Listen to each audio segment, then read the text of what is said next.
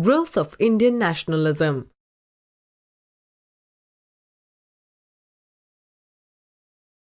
Growth of Indian nationalism. The second half of the 19th century saw the growth of nationalism in India. Causes of the rise of nationalism. Modern Indian nationalism was a reaction to the oppressive and exploitative nature of the British rule and the clash of interests of the Indian people with those of the British. The British introduced Western education in India. This created a small new class of English-educated Indians who would be leaders and organizers of a national movement. Western education also helped in the spread of new ideas like nationalism, democracy, and liberty, which motivated the Indians to struggle for freedom. The English language acted as a link language between various parts of the country. It fostered feelings of unity among the educated Indians. The British introduced roads, railways, and the post and telegraph system, which brought the people of India closer.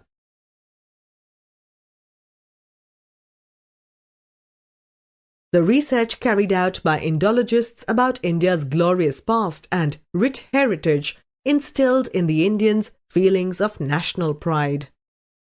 The vernacular press played a vital role in spreading modern ideas and creating national awareness. The British destroyed Indian industries and drained the country's wealth and followed discriminatory policies. This led to impoverishment of the masses, industrial decay, and grinding poverty. The discriminatory policies adopted by the British at the social, political, and economic level were greatly resented by the Indian intellectuals. All important positions in the administration were also reserved for the British. Lord Ripon approved of the Ilbert Bill, which allowed Indian judges to try Europeans accused of crimes. The violent reaction of the Europeans and the Anglo-Indians to the Ilbert Bill shocked the Indian nationalists. The bill had to be amended.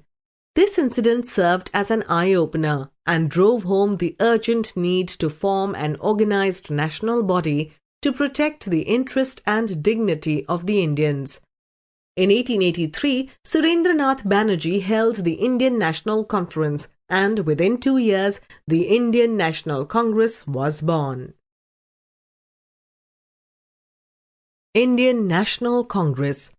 The initiative to set up an all-India organization was taken up by Alan Octavian Hume, a retired British official of the civil service.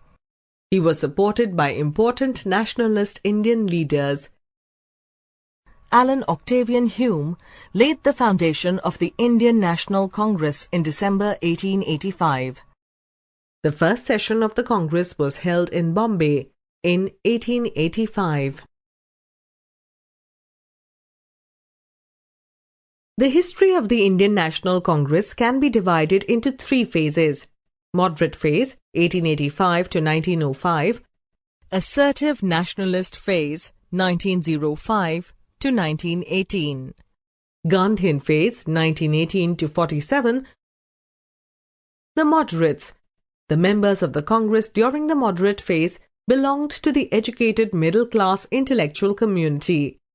The important leaders during the moderate phase were Dadabhai Nauroji, Surendranath Banerjee, and Gopal Krishna Gokhale.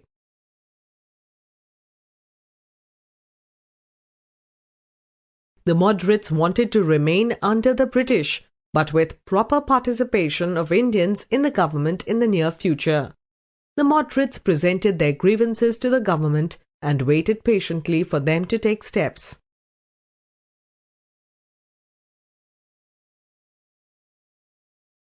The assertive nationalists. The transition in the national movement marked the beginning of the second phase of the national movement. It was known as the assertive nationalist phase, which was led by Bal Gangadhar Tilak, Lala Lajpat Rai, Bipin Chandra Pal, and Aurobindo Ghosh. The assertive nationalists had no faith in the constitutional methods of the moderates, which had failed to yield desired results. They wanted immediate freedom. From a platform for conducting debates, the Indian National Congress transformed into a regiment of freedom fighters. Bal Gangadhar Tilak knew that the British would never concede to the demand for Swaraj without a struggle. A more assertive method of active opposition to the government would have to be adopted. The assertive nationalists realized that Swaraj could only be achieved through a political anti-government agitation and with the involvement and support of the masses.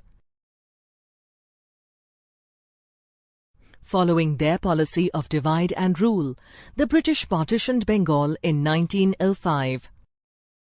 After the partition of Bengal in 1905 by the British, the assertive nationalists adopted the methods of boycott, Swadeshi movement and national education to achieve the goal of Swaraj. The people were asked to boycott all British goods and use only Indian or Swadeshi goods. The assertive nationalists also saw through the evil designs of the British in dividing Bengal on communal lines. This was done to separate the Hindus from the Muslims and destroy the unity between them. The Muslim League. The Muslim League was established in December 1906 under the leadership of Nawab Salimullah Khan in Dhaka. Muhammad Ali Jinnah joined the Muslim League in 1913. The Muslim League wanted to protect and promote the political rights of the Muslims.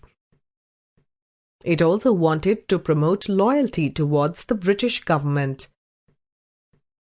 In 1906, it appealed to the Viceroy for separate electorates, that is, Muslim voters would elect Muslim representatives.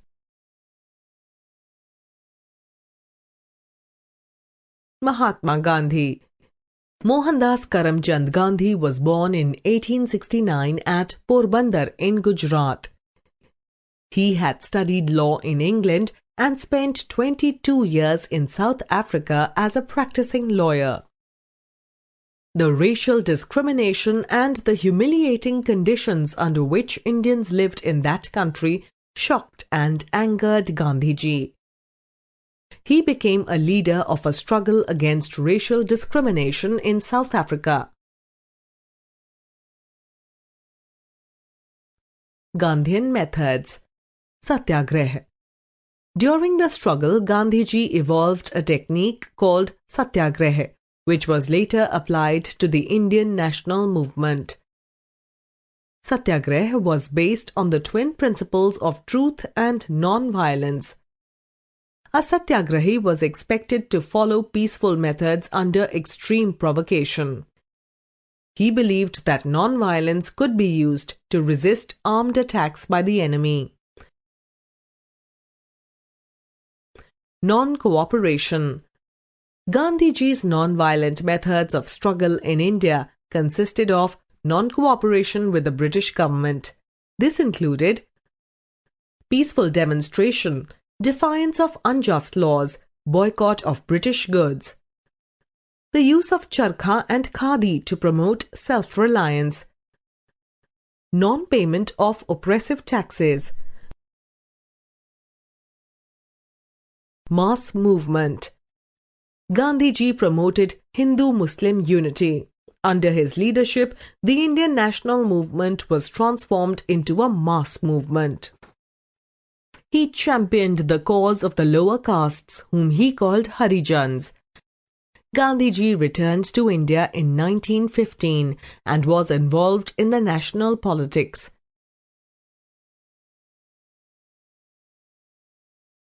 During the World War years, Gandhiji encouraged Indians to support the British government in hope of getting home rule after the war.